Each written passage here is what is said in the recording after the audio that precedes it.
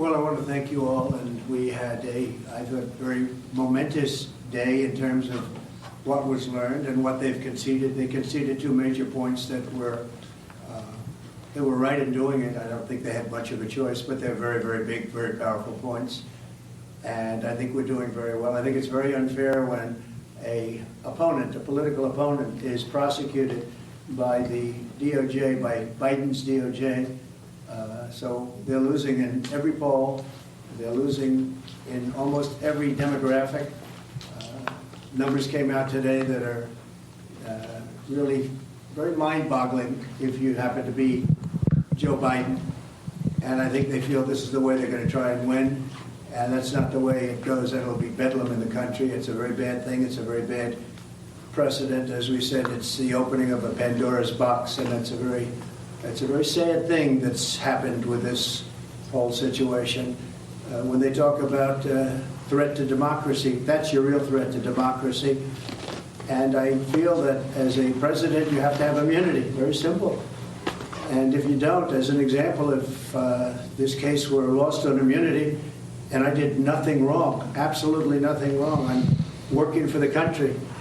And I worked on very hard on voter fraud, because we have to have free elections. We have to have strong borders. We have to have free elections. Those two things almost above all.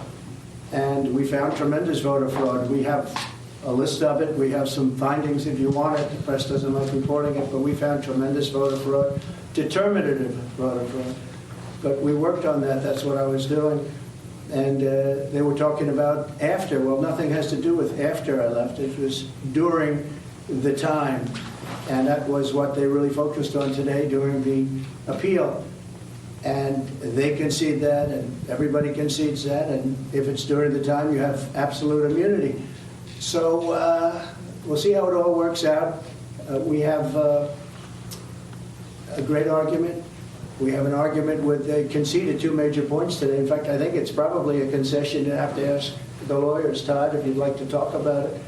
But they conceded 2 points that I think were, by normal standards, if it weren't me, that would be the end of this case. But sometimes they look at me differently than they look upon others, and that's very bad for our country. You had a very big event yesterday, as you saw, in Georgia, where the district attorney is totally compromised. The case has to be dropped. They went after, I guess, 18 or 20 people. They wanted to go after a lot of other people. They wanted to go after senators. She was out of her mind. Now it turns out that that case is totally compromised. In fact, they say she's in far more criminal liability than any of the people she's looking at. So I think that when you look at what happened, where they pay a lawyer with absolutely no experience $700,000 who happens to be her lover or her boyfriend, and then they go on trips and vacations together, very expensive vacations together. And the reason they paid him so much, because he was after me, because this way they can afford to pay him a lot more. It probably passes a certain test. And that's a very sad thing that happened in Georgia, and I would imagine that case is going to be dropped. Every legal analyst that I've spoken to, every legal analyst that I've read have said that case is so compromised now it has to be dropped. Very good people were very badly hurt by that case. It's a shame. Very good people. People did nothing wrong. They did nothing different than what Democrats have been doing for years and years and years, whether it's slates or anything else that you're talking about. But they were very hurt, and it turns out that she profited tremendously in that case. It's illegal. What she did is illegal. So we'll let the state handle that. But what a sad situation it is. I want to thank everybody for the fairness. We've been covered very fairly. Most people agree that we're entitled as a president to immunity. If you didn't have immunity, as an example, Joe Biden with the prosecutor, we're not going to give you $1 billion unless you get rid of the prosecutor that's after the company or his son or whoever it is they're after. But he wanted that prosecutor gone, and he's on tape saying it. Or you could say the horrible job he's done at the border, where our country is being destroyed, or the horrible situation that took place. The lowest moment, I think, in the history of our country was Afghanistan, the way we withdrew. Not that we withdrew, but the way we withdrew. With shame, we surrendered. people killed, 13 great soldiers killed, many unbelievably, horrifically hurt, wounded, hurt, and hundreds of people died on both sides. Hundreds of people died.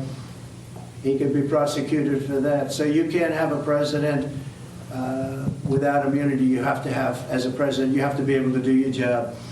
But if this didn't work out, if I wasn't given immunity, then other presidents, when we talked about today, President Obama with the drone strikes, which were very bad, they were mistakes, terrible mistakes.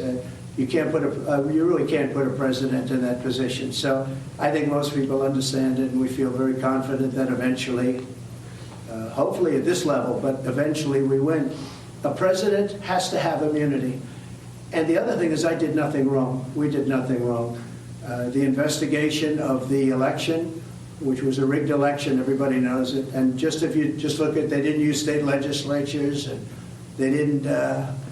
They went to the FBI, and you look at FBI and Twitter, the Twitter files with the FBI, all of the horrible things, FISA, the FISA court, the signed documents, the lying to Congress, and the stuffing of the ballot boxes, all on tape. Stuffing of ballot boxes, all on tape.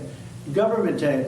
And most of the information, as you know, we'll give you some of the findings that just came out, but all of that information, as you know, was gotten from mostly government sources, government tapes, government files, and government stats. So it's very sad when something like that happens. You know, you wouldn't have inflation, but much more importantly, you wouldn't have had the Ukraine situation with Russia. You wouldn't have had the attack on Israel. You'd have a much different economy right now. You'd have a great economy, and we would be respected all over the world the way we were just 3 years ago. So I want to thank everybody very much, and we think we had a very good day today. And the concession of these two major points was pretty amazing, and honestly, I'm very glad they did it. I think they did the right thing. Thank you very much. Mr. President, you just used the word bedlam. Will you tell your supporters now? That was Donald Trump.